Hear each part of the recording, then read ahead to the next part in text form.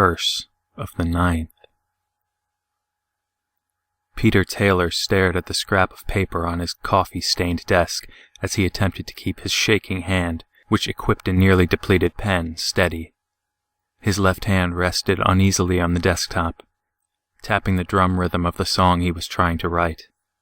He didn't feel like writing any more cheap, superficial rubbish at this time, and instead tried coming up with deep, subtle, and metaphorical lyrics. So far he had come up with one verse, in which he introduces the protagonist of the story depicted in the song. The protagonist was a down-on-his-luck musician, who was neither extraordinarily good with an instrument, nor was his voice of notable range. Wanting nothing more than to become a famous artist, the protagonist summoned the devil and closed a deal with him.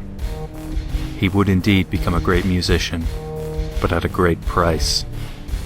Peter sighed as his inspiration had completely dried out, and promptly stood up, shoving his chair backward to the wall of the small cabin he had retired himself to.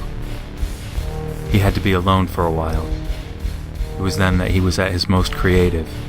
There was no one there to judge him when he wrote a terrible song or sang a false note, even though he rarely did, or when he succumbed to what must have been his greatest flaw.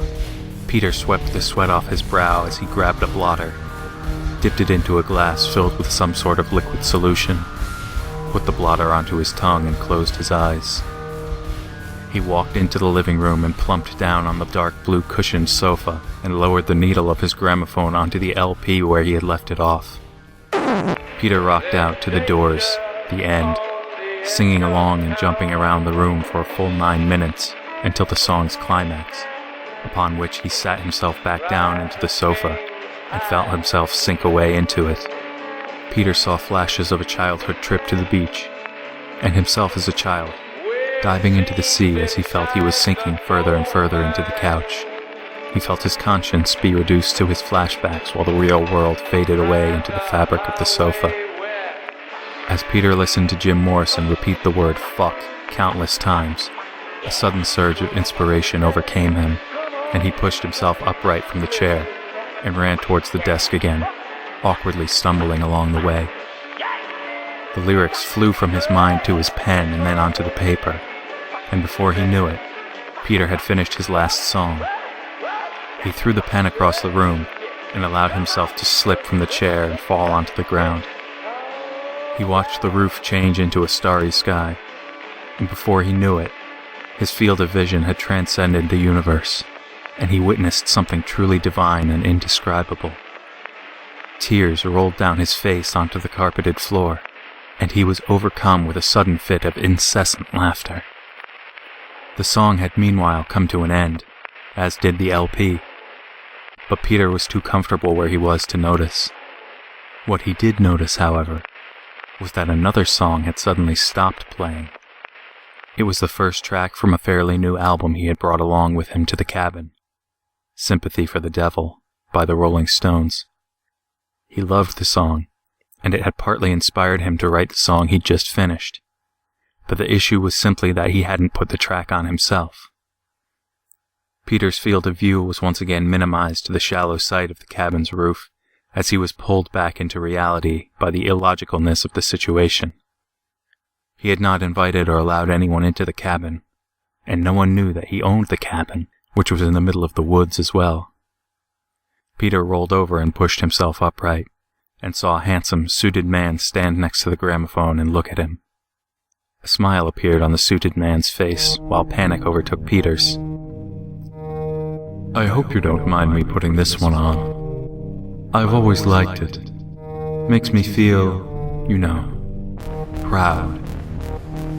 The suited man started walking around the couch, slowly making his way to where Peter was standing. "Why are you here?"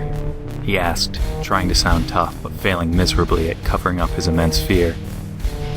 "Did you forget, Peter? You've published 9 albums so far. Please, do tell me why you just wrote another song regardless of our deal." "I was never going to bring out a 10th album. I just wanted to write another song." The suited man was getting ever so close.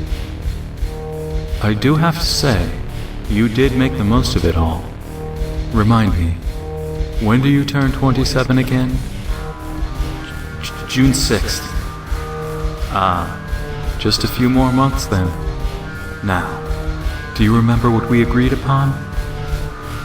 It ends at 27, and I can only publish 9 albums. The suited man now stood in front of him and was visibly angered by Peter's last remark. No more than 9. He shouted in a voice that sounded eerily inhuman. I thought I had made myself very clear when I said you were allowed to make 9 albums and no more. I swear I wasn't planning on making another one. I just wanted to write one more song. It ends at 27, or it ends after 9. You broke our agreement, and now you shall suffer the consequences of it prematurely. Peter's pleas for forgiveness were ignored, and the suited man put his hand on Peter's forehead. His eyes turned black, and his voice turned mute.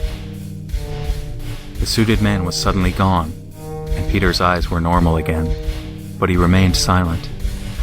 He walked outside for a minute, and returned with a jerry can filled with gasoline, which he spilled all over the cabin.